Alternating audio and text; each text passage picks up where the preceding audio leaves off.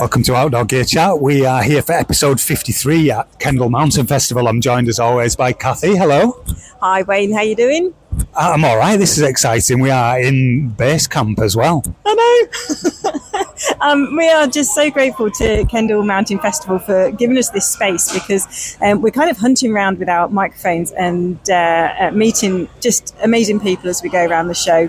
And today, in fact right now with us, we have Catriona Shearer, and Cat is the UK account marketing manager and PR specialist for Gore-Tex. So amazing to be able to have this opportunity to chat with you, Cat. We really appreciate it, because Gore-Tex is it's a word used a lot by our customers in the Joe Brown shops and in the climber shop, but nobody ever knows what it is or what it looks like. It's kind of like the hidden ingredient.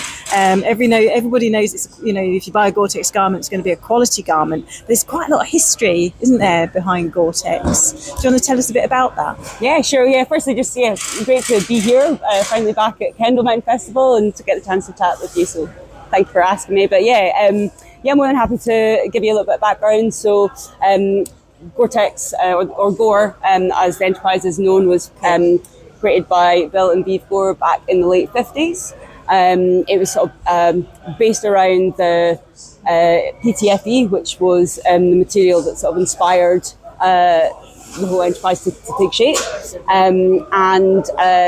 Bill was kind of fascinated about the possibilities of PTFE and what it could do. So it was some 10 years later that his son, Bob Gore, accidentally, under certain conditions, stretched the PTFE and discovered the Gore-Tex membrane as we know it. So what that revealed was a microporous, durably waterproof, windproof, breathable material, which then kind of come in 1976 made its way into outdoor gear as we know it.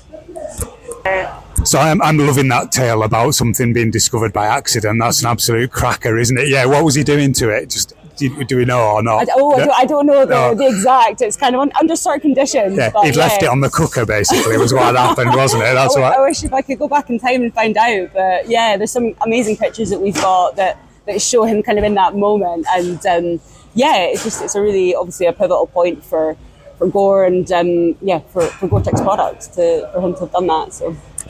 That's amazing. And I know it was sort of used by the space industry, and we know it as a product used in waterproof garments, outdoor waterproof garments, but it's actually got a multitude of uses, hasn't it? I mean, just even like your frying pan has got a variation. Guitar strings, if you're a plumber, you use PTFE tape. There's an incredible amount, and I think actually it might have been yourself that said to me, you're never more than 6 meters from a Gore product, which is just incredible, really. Yeah, indeed. That was something I was sort of perhaps anecdotally told. But I love that thought, and it really kind of stuck. And I was really fascinated when I've been working in the outdoor industry for quite some years now. But until I started at Gore, I hadn't really quite appreciated the number of sort of industries that we're involved in, from sort of like subsea cabling, aeronautical industry, medical devices. Yeah. There's a whole sort of myriad, outputs that kind of come from Gore. So it's really interesting to see how far it stretches, no pun intended. Perfect. So obviously you work in partnership with a number of really established brands and very well respected brands, and so how do you work in partnership with those brands? What does that look like?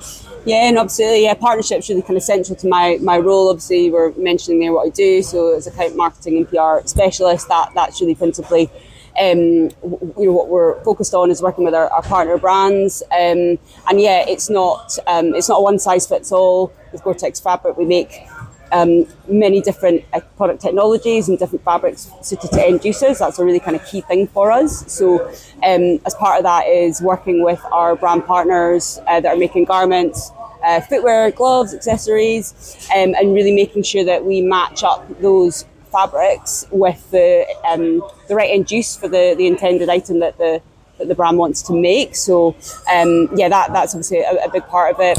But it's also about helping to kind of consult with them in terms of the actual kind of designs of the product. So making sure that they can retain that sort of uniqueness and the aesthetic that makes each brand different, but also ensuring that ultimately for a waterproof, windproof, breathable product, that the kind of high standards that we have are maintained, so that we can give the guaranteed to keep you dry promise, which obviously is a really sort of important part of what we offer to the consumer. So, and I'm quite conscious that some of our listeners might not know where your product appears.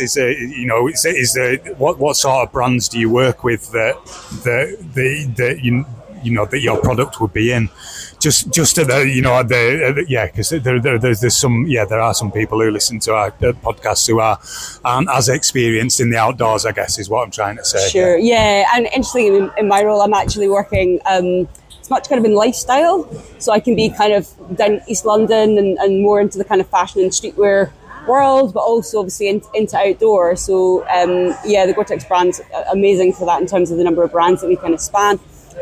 Here, as a sort of quick off. No, you're looking round it. No, sorry. We've obviously got like Rab, Mountain Equipment, Terex. You mentioned obviously garments, but we are footwear, gloves, and accessories.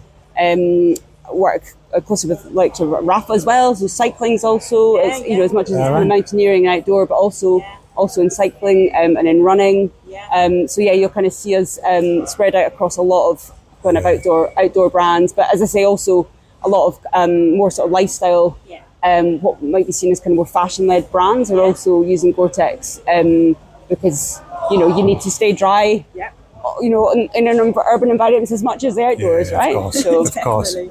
Definitely.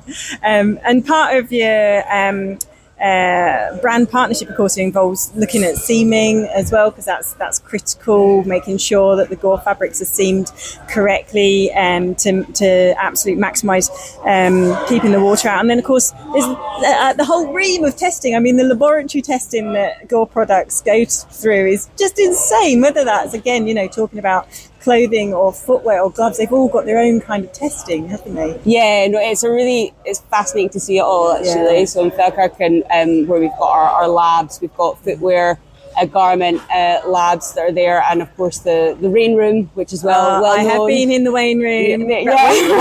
The what? Little swine somewhere.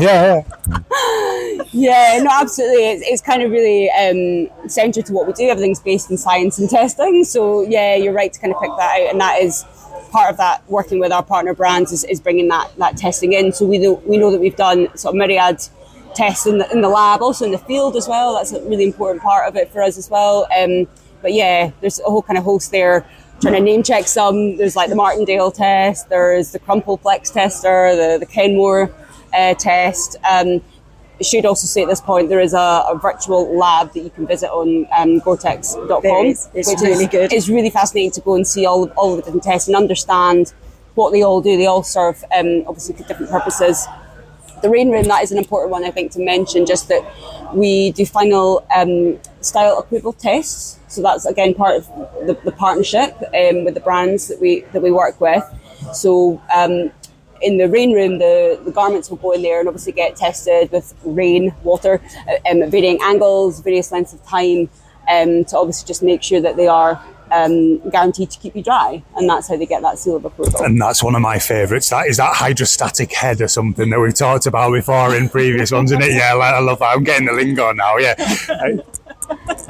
Relevant to fabrics less than garments. Is it? Sorry. Oh no. I think I'm going to put in the show notes the episodes of Outdoor Gear Chat you need to listen to for the lowdown on that one. But I think it's also really important to say it's not just in the lab that Gore's tested. It is tested out in the field, and not just out in the field. It's tested in the north of England and Scotland, which we all know really excels when it comes to bad weather. Yeah, we're very well qualified, all of us out here to know that for sure. So yeah, it's and obviously we've got access to be it athletes or different sort of mountaineering organisations, people that are really kind of at the coalface of those harsh conditions. So, but yeah, it makes for the sort of perfect test ground.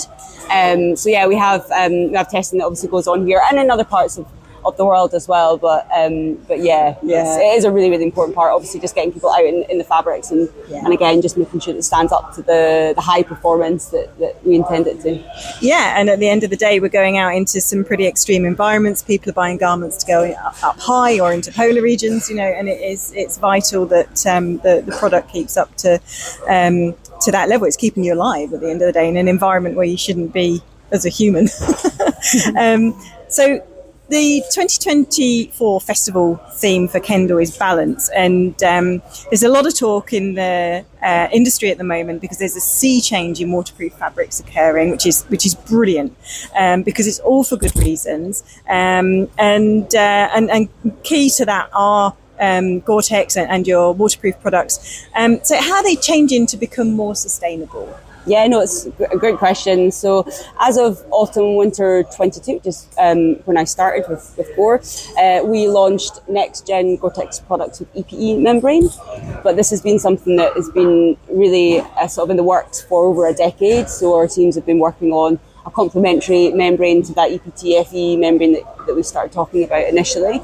And yeah, so this is a real kind of step towards responsible performance, which is us elevating our commitment to sustainability to the same high level as performance. So it is a journey, and so we are each season we are obviously bringing out more and more products that are using next gen products with EPE membrane.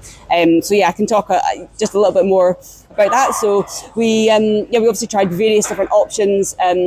What would be the right material that would allow us to kind of replicate that microporous, waterproof, windproof, durable membrane that we've obviously used over the past decades. And so EPE, expanded polyethylene, is the polymer, the material that ultimately came through. And then what we do also, obviously we sell laminates or fabrics. We don't just sell the membrane itself. So we couple that with recycled and or energy efficient dyed materials, textiles, and those are kind of laminated together, obviously with the membrane in the middle. So that's typically how you would think of Gore-Tex in a jacket, for example. So it's that combination of this lower mass membrane, which is PFAS free, and that combination of the textiles that gives it ultimately a lower carbon footprint, which is third-party tested by HIG MSI. So that's where we obviously take that measurement from in terms of being able to say that it has a lower carbon footprint. So yeah, it's been a really exciting step forward for us. As I say, we're kind of bringing that into more garments, into footwear, into more, back to my point around different end uses, so different technology types. So yeah, we're just seeing that kind of evolve and grow, which is, really exciting. That's fantastic. I mean, we used quite a bit of technical spiel there. We've actually got Outdoor Gear Chat episodes 47, 48 and 49 where we talk about that in much more depth. So if you've been interested in hearing directly from Gore about the science and the magic that goes into your jacket to keep you dry in extreme environments, then definitely go and listen to those additional podcasts and get more info. But for now, we just want to say a really big thank you, Kat, for your time at the show. It's been fantastic meeting you. And if you would like more information on Gore-Tex products, you can go onto their website and take that virtual tour of the lab because it's fascinating. We also sell a lot of fantastic Gore products in our shops. You can go online at www.climbers-shop.com. And we also have a wealth of additional information on our website, the Joe Brown Outdoor Academy, which is www.joebrownoutdooracademy.com.